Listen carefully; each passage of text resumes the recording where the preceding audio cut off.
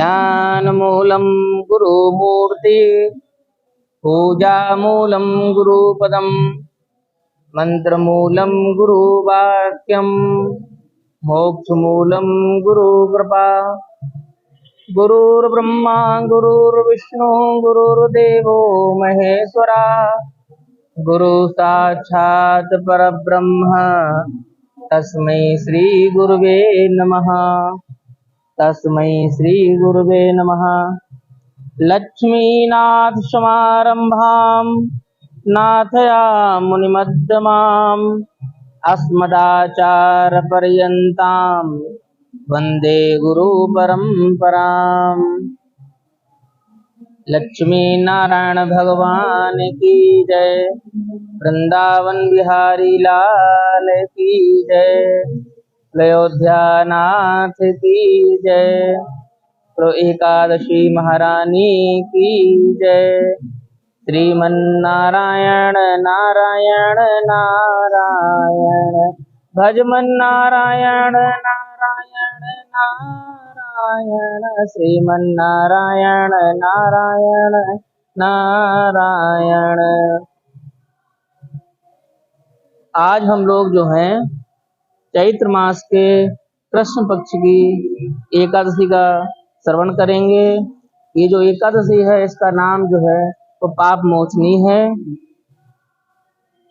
युधिष्ठिर जी भगवान से पूछते हैं कि हे भगवान, फाल्गुन शुक्ल पक्ष की आमल की एकादशी का महत्व तो आपने बड़े ही विधिवत सुनाया, बड़े ही मन से मैंने सुना।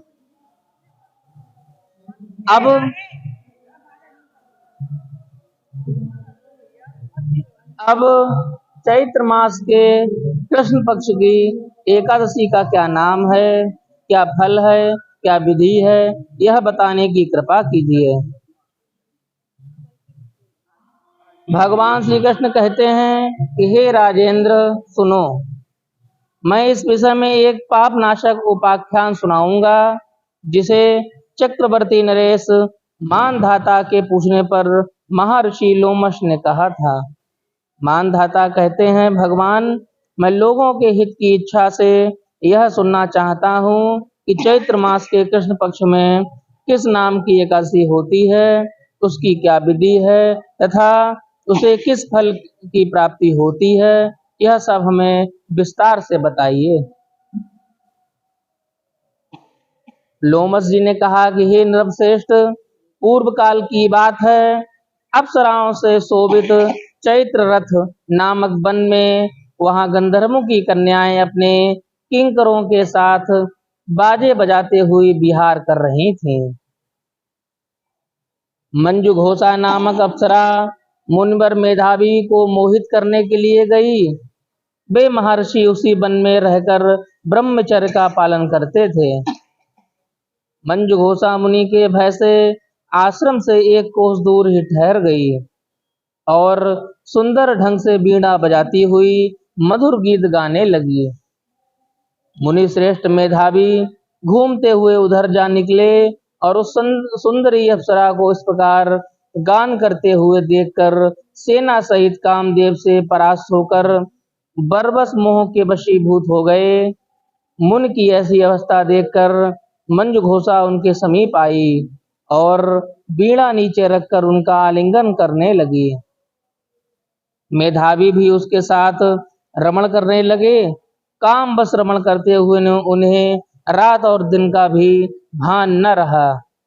इस प्रकार मुनिजनोचित सदाचार का लोप करके अप्सरा के साथ रमण करते हुए बहुत समय व्यतीत हो गए। मंजू घोषा देवलोक में जाने को तैयार हुई। जाते समय उसने मुनि श्रेष्ठ मेधावी से कहा कि ब्राह्मण, अब मुझे अपने देश जाने की आज्ञा दीजिए।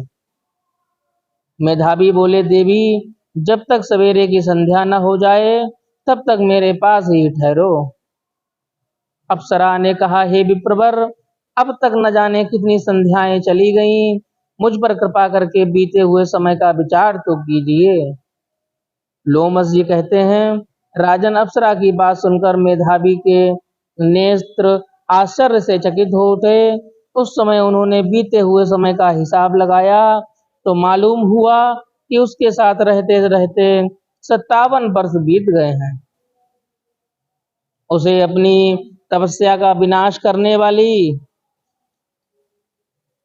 जानकर मुनि को उस पर बड़ा क्रोध हुआ। उन्होंने शाप देते हुए कहा कि हे पापनी, तू पिशाची हो जा।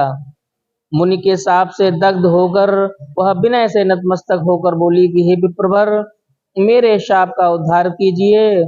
7 वाक्य बोलने या 7 वचन साथ साथ चलने पर मात्र वह सत्पुरुषों के साथ मैत्री हो जाती है। हे ब्राह्मण, मैंने तो आपके साथ में अनेक वर्ष व्यतीत किए हैं, अतः स्वामिन मुझ पर कृपा कीजिए। मुनि बोले, हे भद्रे, मेरी बात सुनो। यह शाप से उद्धार करने वाली है, क्या करूं? तुमने मेरी बहुत बड़ी तपस्या नष्ट कर डाली। अब चैत्र कृष्ण पक्ष में जो शुभ एकादशी आती है उसका नाम है पाप मोचनी। वह सब पापों का क्षय करने वाली है। सुंदरी, उसी का व्रत करने पर तुम्हारी पिशाचता दूर होगी। ऐसा कहकर मेधावी अपने पिता मुनिवर च्यवन के आश्रम पर पहुंच गए। उन्हें आया देखकर च्यवन ने पूछा, हे बेटा, यह क्या किया तुमने? तुमने तो अपने पुण्य का नाश कर डाला। मेधावी बोले, पिताजी, मैंने अप्सरा के साथ रमण करने का पातक किया है। ऐसा कोई प्रायश्चित बताइए जिससे पाप का नाश हो जाए। तब ऋषि चमन कहने लगे, बेटा, चैत्र कृष्ण पक्ष में जो पाप मोचनी एकादशी होती है उसका व्रत करने पर पाप राशि का विनाश हो जाता है। इसी तरह से पिता का यह कथन सुनकर मेधावी उस व्रत का अनुष्ठान किया, उससे उनका पाप नष्ट हो गया। अतः वे पुनः तपस्या से परिपूर्ण हो गए। इसी प्रकार मंजुघोषा ने भी इस उत्तम व्रत का पालन किया। पाप मोचनी का व्रत करने के कारण वह पिशाच योनि से मुक्त हुई और दिव्य रूप धारण करके श्रेष्ठ अप्सरा होकर स्वर्गलोक को प्रस्थान कर गई।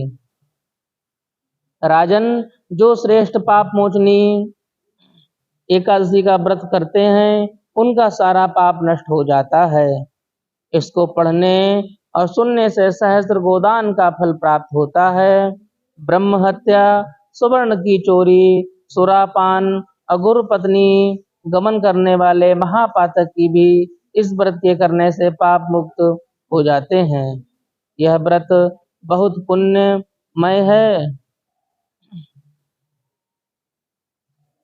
इसी के साथ में आज की कथा जो है वो यहीं संपन्न होती है। शेष आगे की कथा जो है अगली एकादशी चैत्र शुक्ल पक्ष में होगी, उसका नाम कामदा है। शेष आगे की कथा जो है अगली एकादशी में सुनाई जाएगी।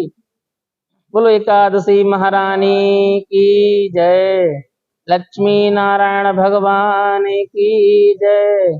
वृंदावन बिहारी लाल की जय। राजा रामचंद्र भगवान की जय।